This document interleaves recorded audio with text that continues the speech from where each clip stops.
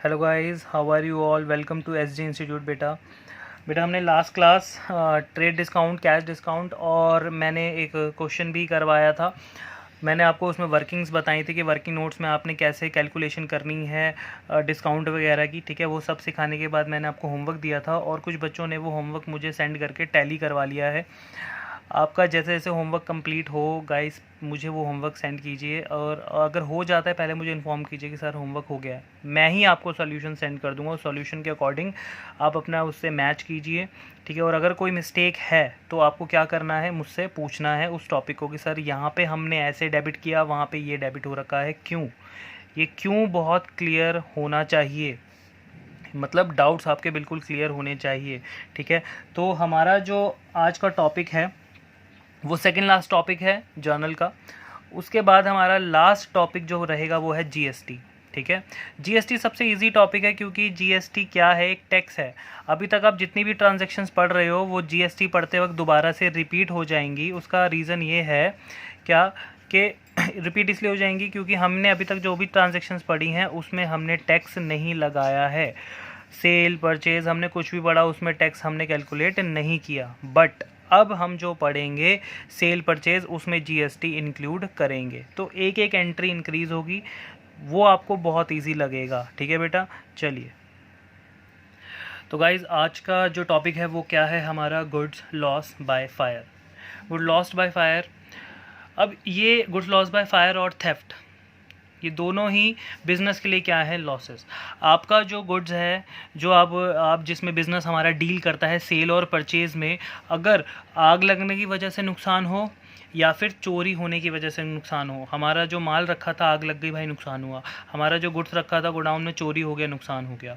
अब ये क्या है हमारे लिए, एक लॉस। लॉस जो होता है उन पांचों अकाउंट में से किस में आता है, एक्सपेंसेस में।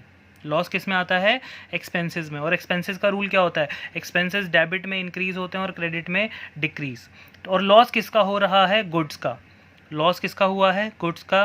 किसकी वजह से हुआ है, आग लगने की वजह से या फिर चोरी होने की वजह से।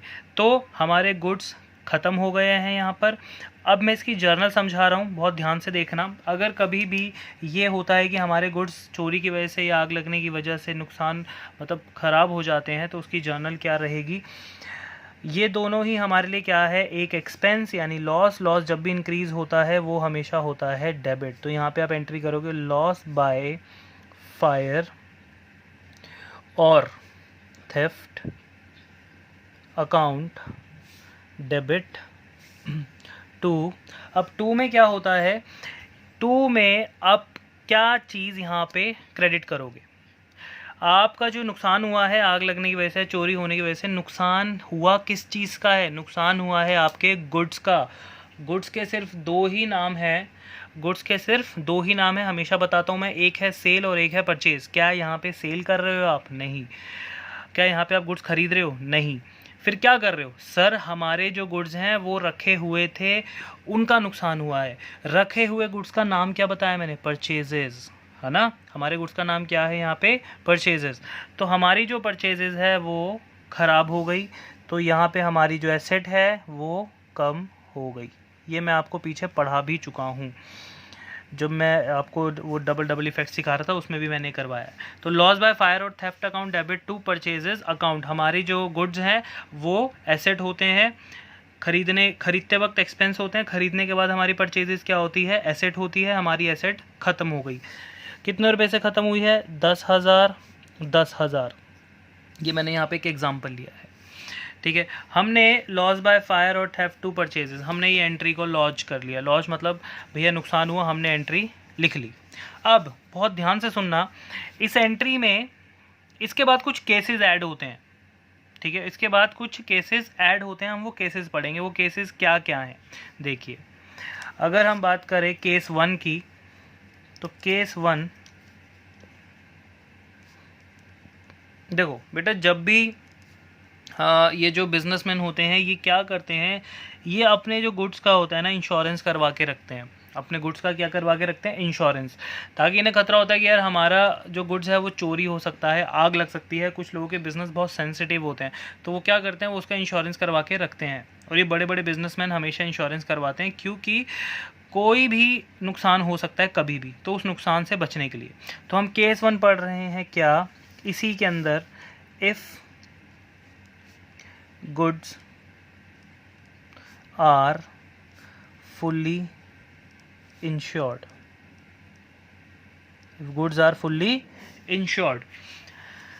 एंट्री क्या हुई, सबसे पहले गुड्स लॉस बाय फायर 10,000, है ना। फिर उसके बाद इसी लाइन में आगे लिखा होगा, जब आप आगे मैं क्वेश्चन करवाऊंगा तो इसी के अंदर आगे ये लिखा होगा गुड्स आर फुल्ली इंश्योर्ड, मतलब हमारे जो गुड्स जिनमें आग लगी है, ये जो नुकसान हुआ है, ये इसका इंश्योरेंस हमने करवा रखा है।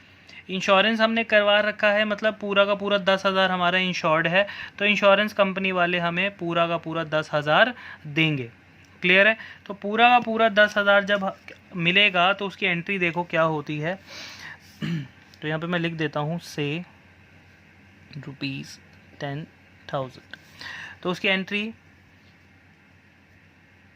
Insurance claim account debit to loss by fire और थेफ्ट अकाउंट क्रेडिट। अब कुछ बच्चे यहाँ पे कंफ्यूज हो जाते हैं कि सर क्या क्वेश्चन आएगा तो हमें दो एंट्री करने पड़ेगी। हाँ बिल्कुल, पहली बात तो ये कि 2 एंट्री ही करने पड़ेगी अगर क्वेश्चन आएगी goods loss by fire and goods are fully insured. तो पहले तो लॉस बाय फायर की एंट्री करनी पड़ेगी, उसके बाद इंश्योरेंस की। अब ये एंट्री होती ही क्यों है वो समझो, बहुत ध्यान से सुनना। देखो बेटा, एक एग्जांपल देके समझाता हूँ मैं। जब किसी के घर में चोरी होती है, वो क्या करता है, वो सबसे पहले पुलिस स्टेशन जाता है, वहाँ पे अपनी रिपोर्ट लिखवाता है। पुलिस स्टेशन में जाके उसकी रिपोर्ट लिखी जाती है, उसके बाद फर्दर स्टेप्स उठाए जाते हैं, उन पैसों को ढूंढा जाता है या चोरी किसने की वो पता लगाया जाता है, कितना पैसा मिला है कितना नहीं मिला है, वो सब उस कंप्लेन FIR जो होती है पुलिस स्टेशन में, कंप्लेन लिखवाने के बाद ही स्टेप्स उठाए जाते हैं। ठीक है, अब वैसा ही कुछ सीन यहाँ पर हो रहा है। बिजनेस में क्या हुआ, सबसे पहले गुड्स लॉस बाय फायर, भैया बिजनेस में एकदम से हड़कंप मच गया कि भैया आग लग गई, चोरी हो गई। ठीक है, बिजनेस के अकाउंटेंट ने क्या किया, पहले एंट्री को लॉज्ड किया। कंप्लेन जैसे लॉन्च करवाते ना, दर्ज करवाना, वैसे ही उसने इस लॉस बाय फायर की एंट्री को दर्ज किया कि भैया नुकसान हो गया आग या चोरी होने की वजह से। कितने का नुकसान हो गया, 10,000। उसने कंप्लेन लिख ली, एक तरह से उसने लॉस बाय फायर की एंट्री को लॉन्च कर दिया, दर्ज कर लिया। अब वो फर्दर स्टेप देख रहा है कि इसके बाद क्या हो सकता है, ये जो नुकसान हुआ है क्या ये नुकसान रिकवरेबल है, हमें कुछ पैसा मिल रहा है या नहीं मिल रहा है, या पूरा मिल रहा है या पूरा नहीं मिल रहा है। तो उसने जब आगे फर्दर इंक्वायरी की तो उसको पता चला कि भैया ये जो गुड्स हमारे जले हैं ये क्या थे, गुड्स आर फुल्ली इंश्योर्ड। कह रहे ये जो नुकसान हुआ भाई ये तो पूरा का पूरा इंश्योर्ड था, मतलब हमारे जो 10,000 रुपये का नुकसान हुआ ये 10,000 रुपये हमें मिल जाएंगे। लेकिन कौन देगा, ये देंगे इंश्योरेंस कंपनी वाले। ठीक है, इंश्योरेंस कंपनी वाले देंगे। उसने कहा चलो नुकसान तो मैंने लिख दिया, अब इस नुकसान की भरपाई कौन करने वाला है, इंश्योरेंस कंपनी वाले। उसने कहा हमें इंश्योरेंस कंपनी वाले 10,000 रुपये देंगे। इंश्योरेंस कंपनी वाले कभी भी हैंड टू हैंड पैसे नहीं देते, ये तो आपको भी पता है। आज ही अगर किसी के यहाँ पे चोरी हो गई, आग लग गई, तो इसका मतलब ये थोड़ा ना कि भाई इंश्योरेंस वाले आज ही घर पे आ गए और आज ही पैसा देंगे, नहीं। इंश्योरेंस वाले टाइम लेते हैं, पूरी इंक्वायरी करते हैं, तो 2-3 महीने लग जाते हैं। तो इसके बाद इंश्योरेंस वाले क्या करते हैं, क्लेम देते हैं। ठीक है, तो अकाउंटेंट ने पहले एंट्री को लॉन्च किया, लॉन्च करने के बाद उसको पता चला कि मेरा गुड्स तो पूरा का पूरा इंश्योर्ड था, तो ये वाला जो नुकसान हुआ है ये रिकवरेबल है। उसने जब नीचे देखा तो उसने क्या किया, उसने इंश्योरेंस क्लेम को किया डेबिट। उसने कहा भैया इंश्योरेंस क्लेम को मैं डेबिट कर रहा हूँ क्योंकि ये लोग मुझे क्या देंगे, ये लोग मुझे पैसा देंगे, और पैसा जिस चीज़ से भी मुझे मिलेगा वो क्या बन जाएगा, मेरी एसेट्स। इंश्योरेंस क्लेम मिलना हमारे लिए क्या है, एक एसेट। कुछ टीचर्स यहाँ पे इंश्योरेंस क्लेम की जगह इंश्योरेंस कंपनी अकाउंट भी लिखवा देते हैं, दोनों ही ठीक है। आप इंश्योरेंस क्लेम भी लिख सकते हो और आप इंश्योरेंस कंपनी भी लिख सकते हो। ठीक है, तो इंश्योरेंस क्लेम एक तरह से इंश्योरेंस कंपनी वाले हमारे लिए डेटर बन जाते हैं, क्योंकि उन्होंने हमारे क्लेम का पैसा हमें लौटाना होता है। तो हमारी एसेट क्या हो चुकी है, इंक्रीज। और ये जो नुकसान हुआ था, जो हमने एक्सपेंसेस को यहाँ पे बढ़ा रखा है, ये नुकसान क्या है, हमारा एक लॉस, एक्सपेंसेस को हमने बढ़ा रखा है। अब ये जो नुकसान है ये रिकवर हो गया। किसने रिकवर करवाया? इंश्योरेंस वालों ने। तो हमने नेक्स्ट एंट्री में इस लॉस को ख़त्म कर दिया, क्योंकि ये क्या था हमारे लिए, एक रिकवरेबल लॉस। बात समझ आती है? यहाँ पे हमने लॉस को इंक्रीज़ किया, उसके बाद पता चला कि ये इंश्योर्ड है, तो लॉस को हमने ख़त्म किया। लेकिन अमाउंट कितना आना चाहिए यहाँ पे, वही सेम 10,000 एंड 10,000। ठीक है, ये थी इसका केस नंबर 1। इसमें हमारा गुड्स क्या था, फुल्ली इंश्योर्ड। अब तो देखो, इसका ए पॉइंट तो ये था, इसी में बी पॉइंट क्या हो सकता है भैया। इंश्योरेंस वालों ने हमारा क्लेम तो ले लिया कि भैया हमारा जो गुड जला है ये हमारा पूरा इंश्योर्ड था। अब हुआ क्या कि इंश्योरेंस वालों ने क्लेम ले लिया, और क्वेश्चन में ये भी आ गया कि क्लेम लेने के बाद इंश्योरेंस वालों ने हमें पैसा पे कर दिया। इफ़ क्लेम एक्सेप्टेड और paid by, if claim accepted कर लिया या फिर इंश्योरेंस वालों ने हमें पे कर दिया, एक ही बात है। तो अगर इंश्योरेंस वालों ने हमें क्लेम दे दिया तो उसकी जर्नल क्या होगी, उसकी जर्नल देखिए, बैंक अकाउंट डेबिट। क्योंकि अगर वो हमें क्लेम पे करते हैं, हमारा जो क्लेम अगर हमें वो पे करते हैं तो हमारे पास पैसा आएगा भाई। ठीक है, तो इंश्योरेंस वाले जब भी पे करते हैं ऑब्वियसली वो चेक के थ्रू करते हैं, तो हम ज़्यादातर क्या यूज़ करते हैं वहाँ पे, बैंक, चेक जहाँ पे आता है। कुछ बच्चे कहेंगे सर अगर चेक ना लिखा हो तो कैश ले सकते हो, बट इंश्योरेंस कंपनी कैश नहीं देती है, वो चेक से ही अकाउंट में ट्रांसफ़र कर देती है बड़े बड़े बैंक्स में, सॉरी बड़े बड़े बिजनेसेस में। तो इसलिए हम बैंक ही ले लेते हैं। तो बैंक अकाउंट कैश भी लोगे तो गलत नहीं होगा। बैंक अकाउंट डेबिट, हमारी एसेट्स इंक्रीज़ हो गई क्योंकि हमें इंश्योरेंस का पैसा मिल रहा है। 2, ये पैसा किसने देना था, ये पैसा देना था इंश्योरेंस वालों ने, इंश्योरेंस क्लेम का पैसा जिसको हमने एसेट बना रखा था। लेकिन जब ये पैसा हमें मिल जाएगा तो क्या ये इंश्योरेंस क्लेम हमारी एसेट रहेगा? नहीं, ख़त्म हो जाएगा। तो 2 इंश्योरेंस क्लेम अकाउंट, बैंक में पैसा आया इंश्योरेंस क्लेम का 10,000, और इंश्योरेंस कंपनी वाले यानी क्लेम जिससे हमने लेना था वो एसेट भी अब ख़त्म हो गई। क्लियर है बात? तो ये 3 एंट्रीज थी किसमें, केस 1 में। केस 1 में पहली एंट्री तो ये होगी क्योंकि ये कौन सी एंट्री है, ये है भैया लॉस्ड एंट्री, के नुकसान हुआ, दर्ज करो भैया, दर्ज कर लिया नुकसान को। अब उसके बाद आगे क्वेश्चन में अगर ये लिखा हुआ आया कि गुड्स आर फुल्ली इंश्योर्ड, तो इस लॉस की रिकवरी हो गई, किससे हो गई, इंश्योरेंस क्लेम से, इंश्योरेंस कंपनी वाले हमें पैसा देंगे। फिर उसके बाद अगर ये लिखा हुआ है कि इंश्योरेंस कंपनी एक्सेप्टेड और पेड, क्लेम इज़ एक्सेप्टेड और पेड बाय इंश्योरेंस कंपनी, अगर ये लिखा हुआ आया तो इसका मतलब क्या है कि जो इंश्योरेंस क्लेम था ये हमें मिल भी गया। तो उसकी एंट्री क्या होगी, बैंक अकाउंट डेबिट, पैसा आया, और ये इंश्योरेंस क्लेम जिसके बेसिस पे पैसा मिलना था वो अब ख़त्म हो गया। ठीक है, अब इसका करते हैं दूसरा केस। चलिए बेटा देखो, सेकंड केस क्या है, कह रहे if goods are partly insured. Partly insured मतलब देखो ऊपर देखो, गुड्स लॉस बाय फायर या थेफ्ट, कितने का नुकसान होता है, 10,000 में। ठीक है, 10,000 के गुड्स का चोरी हुआ है तो आग लग गई, हमने ये एंट्री कर ली पहले, सबसे पहले एंट्री ये हर केस में होगी, ये याद रखें, ये लॉस्ड एंट्री है, हमने नुकसान को कर लिया लॉस्ड कि भैया 10,000 का नुकसान हुआ। फिर आगे हमने देखा कि भैया ये नुकसान कितना रिकवरेबल है और कितना नहीं। तो ये सेकंड केस से हमें पता चला कि इफ़ गुड्स आर पार्टली, कह रहे कि हमारा जो गुड्स है वो पार्टली इंश्योर्ड था, मतलब उसका कुछ पार्ट इंश्योर्ड था, पूरा का पूरा गुड्स इंश्योर्ड नहीं था। तो कितना इंश्योर्ड था, 8,000 रुपये। 10,000 रुपये में से 8,000 रुपयों का जो गुड्स था वो इंश्योर्ड था, यानी कि 10,000 रुपये में से 8,000 का रुपये जो है वो हमें इंश्योरेंस क्लेम मिलेगा, इंश्योरेंस कंपनी वाले देंगे, और बचा हुआ 2,000 वो हमें कोई भी नहीं दे सकता। अब वो पैसा जो है वो पूरे तरीके से डूब गया, यानी कि कंफर्म लॉस, 100% लॉस। तो ठीक है भैया, अब इसकी एंट्री मैं बताता हूँ क्या होगी। सबसे पहले इंश्योरेंस क्लेम अकाउंट डेबिट 8,000 रुपये। 2, किसको ख़त्म करते हैं, हमेशा लॉस बाय फायर बोलो या फिर थेफ्ट बोलो, 10,000। हमेशा याद रखना ये जो ऊपर लॉस बाय फायर और थेफ्ट को, जब हमने इसको लॉस को एक्सपेंस को बढ़ाया था, इसको ख़त्म करना होता है लेकिन ख़त्म कैसे करना होता है, ख़त्म करना होता है जब आगे के हमें केसेस दे रखे हों, या तो ये पहला केस आ रहा हो तब, या तो ये दूसरा केस आ रहा हो तब। ये लॉस बाय फायर जो ये क्रेडिट होता ही होता है, तो ये हमने यहाँ पे ख़त्म कर दिया। लेकिन बच्चे यहाँ कन्फ्यूज़ है, सर लॉस बाय फायर आपने क्रेडिट किया है 10,000 से, इंश्योरेंस क्लेम आपने डेबिट किया है 8,000 से, तो डेबिट और क्रेडिट इक्वल तो है नहीं। जर्नल एंट्री में डेबिट और क्रेडिट हमेशा क्या होने चाहिए, इक्वल। तो ये तो 2,000 का डिफरेंस है, वही समझा रहा हूँ मैं आपको। 2,000 रुपये जो है वो हमारे पूरे तरीके से डूब सकते हैं। अगर इंश्योरेंस वाले नहीं दे सकते तो वो पैसा हमें कोई भी नहीं दे सकता। That is called confirm loss. किसी भी बिज़नेस के जो कन्फर्म लॉसेस होते हैं वो बिज़नेस उनको डाल देता है अपने एक बिज़नेस के अकाउंट में। मैं उसका नाम लिखने जा रहा हूँ और समझाऊंगा वो क्या होता है, बहुत ध्यान से सुनना। उस अकाउंट का नाम है प्रॉफिट एंड लॉस अकाउंट।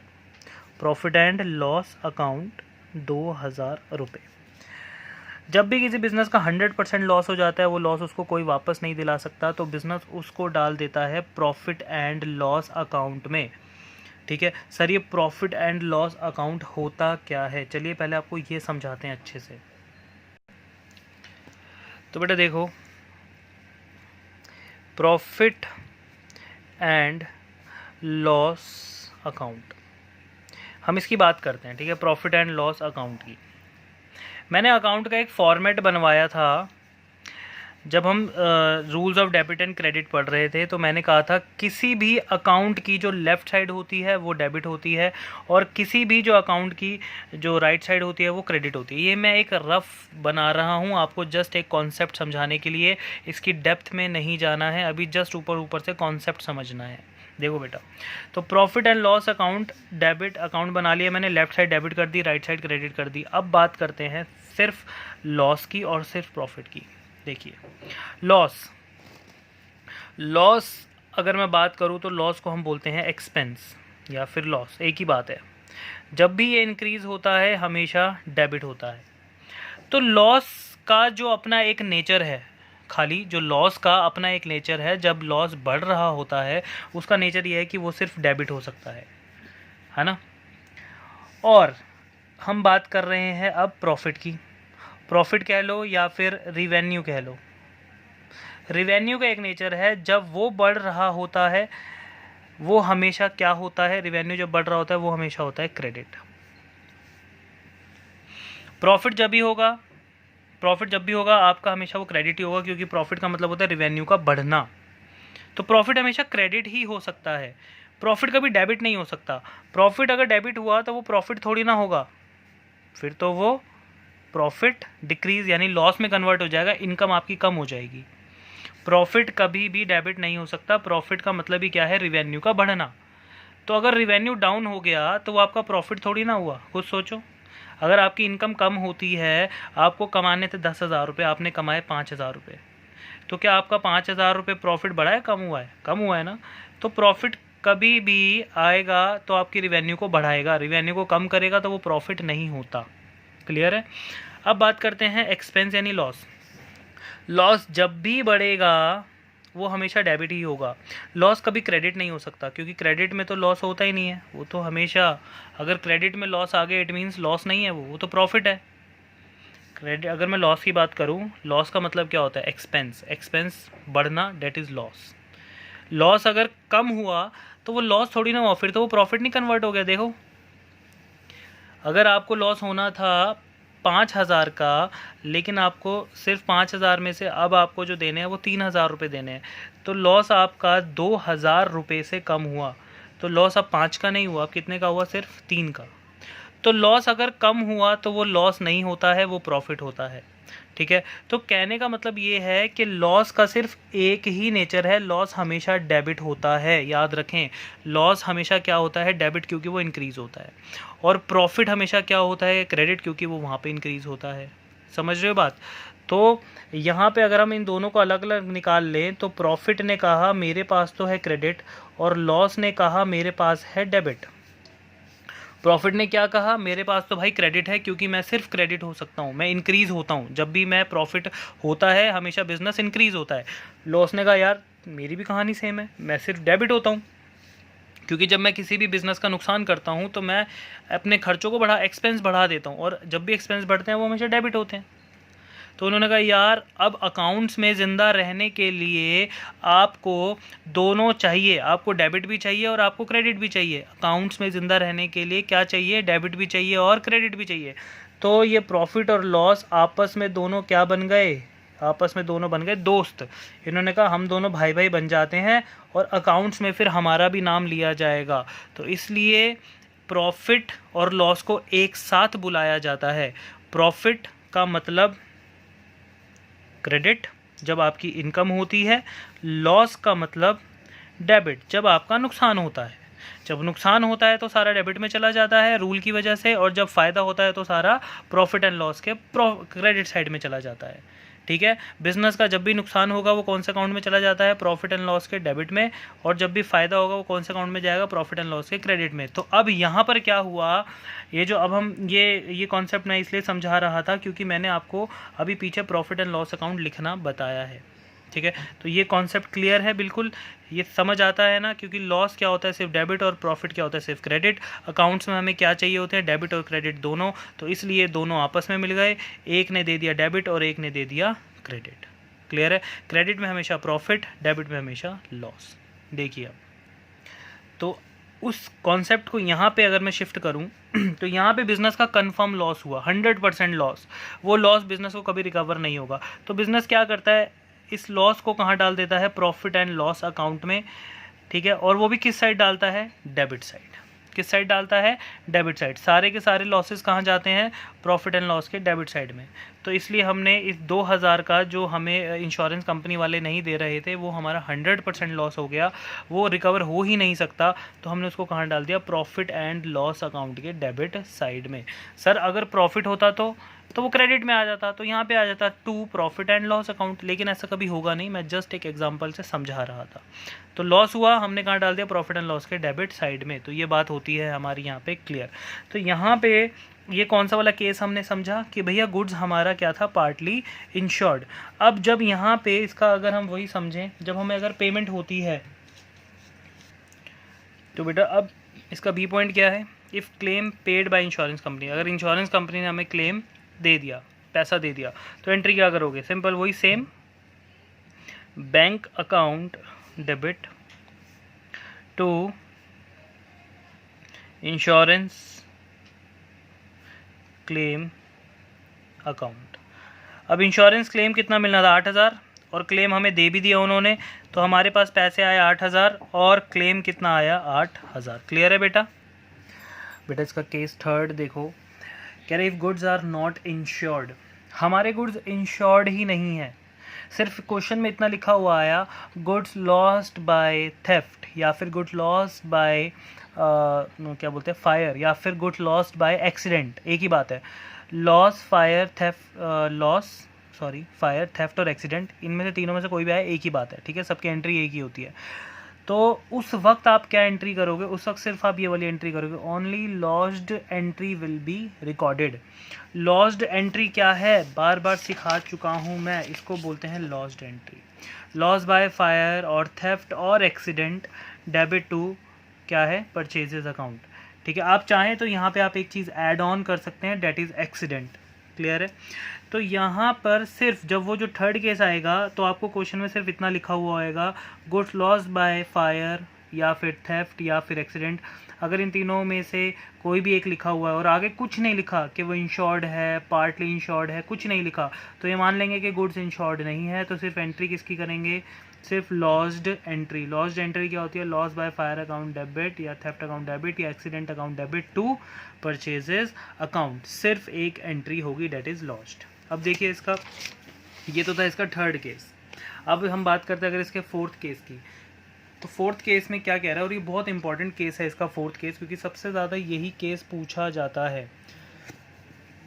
कह रहा है कि if goods are fully insured, इस केस में क्या हुआ है कि हमारे जो गुड्स हैं वो पूरे तरीके से इंश्योर्ड हैं but claim not fully accepted, लेकिन इंश्योरेंस वालों ने पूरा का पूरा क्लेम एक्सेप्ट नहीं किया। सर ऐसा मतलब ऐसा होता ही क्यों है, क्या है ये चीज़। देखो यार सीधी सी बात है, हमने अपने गुड्स इंश्योर्ड करवाए जिनकी कीमत थी मार्केट में 1 लाख रुपए, ठीक ठीक है, हमने अपने गुड्स इंश्योर्ड करवा लिए 1 लाख रुपए के। अब हुआ क्या, 7-8 महीने बाद उसमें ना आग लग जाती है, ठीक है, या चोरी हो जाते हैं। इंश्योरेंस वाले आते हैं, इंश्योरेंस वाले देखते हैं भाई, पूरा का पूरा इन्वेस्टिगेशन करते हैं।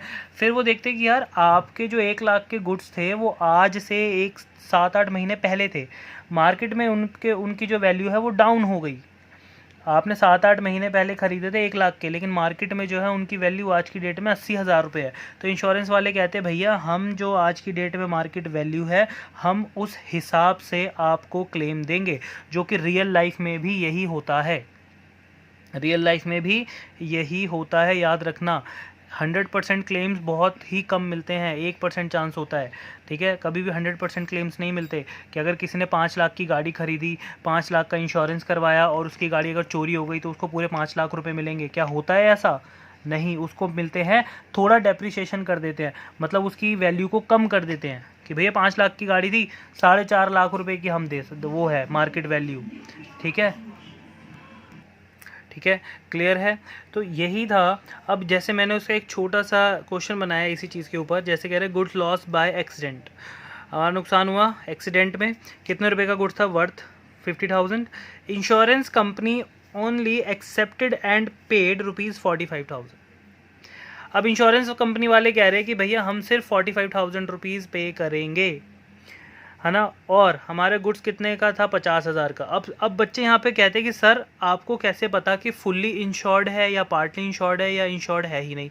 पहली बात तो इंश्योर्ड तो है क्योंकि इंश्योरेंस वाले कंपनी का क्लेम दे रहे हैं। हाँ, फुल्ली या पार्टली जब कुछ नहीं लिखा, लेकिन वो कह रहे हैं कि एक्सेप्टेड एंड पेड, जब ये लैंग्वेज लिखी हुई जाती, ये वाली लैंग्वेज लिखी हुई आ जाती है कि insurance company only accepted and paid, तो इसका मतलब ये हो जाएगा कि भैया अगर उन्होंने एक्सेप्ट किया है कि हम 45,000 रुपये देंगे, तो इसका मतलब ये हो गया कि गुड्स जो था वो फुल्ली इंश्योर्ड था। ये हमेशा याद रखना है, एक्सेप्टेड लैंग्वेज अगर लिखी हुई आ जाएगी तो गुड्स हमारा क्या माना जाएगा, फुल्ली इंश्योर्ड। तो मैं एक ये वाला क्वेश्चन आपको कंप्लीट करवाता हूँ कि क्वेश्चन करना कैसे कैसे है। सबसे पहले हम करते हैं लॉस्ड एंट्री। लॉस्ड एंट्री क्या होगी, सबसे पहले हमारा नुकसान हुआ तो हम एंट्री करेंगे लॉस बाय एक्सीडेंट, नुकसान बढ़ाएंगे अपना, लॉस बाय एक्सीडेंट अकाउंट करेंगे हम डेबिट टू, किस चीज़ का नुकसान हुआ है, हमारी एसेट का, एसेट का नाम क्या है, परचेजेज अकाउंट, गुड्स कितने रुपए के थे हमारे, 50,000 के, ये हमारा हुआ लॉस्ट, ठीक है। अब यहाँ पे बीइंग क्या लिखोगे, being loss by accident lost, ठीक है। ये हमने क्या कर दिया, लॉस्ड एंट्री हमने पास कर दी, पहली एंट्री ए। अब आएगी बी एंट्री, तो बी एंट्री में हम क्या करेंगे कि इंश्योरेंस पूरा है या फिर पार्टली है, तो इसमें पूरा है, क्यों, क्योंकि मैंने क्या लिखा है, एक्सेप्टेड। एक्सेप्टेड का मतलब ये होता है कि पूरा का पूरा इंश्योर्ड था लेकिन क्लेम कम दिया, तो पूरा का पूरा इंश्योर्ड था, तो यहाँ पे अब एंट्री क्या करोगे, इंश्योरेंस क्लेम अकाउंट डेबिट, पूरा का पूरा इंश्योर्ड था 50,000 टू, ये लॉस जो हमने लॉस्ड एंट्री की है उसका जो लॉस है वो अब रिकवर हो सकता है। कौन रिकवर करवाएगा, इंश्योरेंस क्लेम। तो इसको ख़त्म कर देते हैं, मैंने बताया था हर केस में इसको ख़त्म करते हैं, लॉस बाय एक्सीडेंट अकाउंट, ये लॉस हमने किया अपना ख़त्म, ठीक है। यहाँ पे क्या लिखोगे, बीइंग गुड्स आर इंश्योर्ड, ठीक है। फिर आती है last entry, that is accepted and paid. अब भैया इंश्योरेंस, बहुत ध्यान से सुनना, ये बहुत इंपॉर्टेंट कॉन्सेप्ट है। अब इंश्योरेंस वालों ने, हमने कहा कि भैया 50,000 रुपये आपने हमें देने हैं, उन्होंने कहा नहीं, मार्केट में आपके गुड्स की वैल्यू है वो 45 हो चुकी है, हम आपको 50 नहीं दे सकते, सिर्फ कितना देंगे, 45। हमें कितने का नुकसान हुआ, हमें हुआ 5,000 का कन्फर्म लॉस। 5,000 का जो कन्फर्म लॉस है, क्या कोई और दे सकता है अब हमें, नहीं। तो कन्फर्म लॉस जो होता है वो जाता है कौन से अकाउंट में बेटा, प्रॉफिट एंड लॉस अकाउंट में। तो यहाँ पे जो एंट्री हम करेंगे next, that is bank account debit, insurance वाले सिर्फ 45,000 दे रहे हैं, टू, यहाँ पे हम करेंगे इंश्योरेंस क्लेम अकाउंट। ये इंश्योरेंस क्लेम हमारी एसेट होता है, कितने की एसेट है 50,000।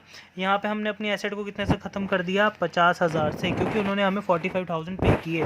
कितना पे नहीं कर रहे, वो 5,000 पे नहीं कर रहे। अगर वो 5,000 पे नहीं कर रहे तो वो हमें कोई भी पे नहीं कर सकता, इसलिए हम उसको कौन से अकाउंट में डालेंगे, प्रॉफिट एंड लॉस अकाउंट में डालेंगे, डेबिट में 5,000 रुपये। अब सुनो ध्यान से, ये वाला और इससे जो पहले मैंने केस नंबर 2 करवाया था उसमें एक छोटा सा डिफरेंस मैं आपको समझाता हूँ। देखो यहाँ पे, या उसमें मैंने यहाँ पे लिखा था फर्स्ट एंट्री में, मतलब फर्स्ट तो ये वाली होगी लॉस बाय फायर, है ना, लॉस्ड एंट्री।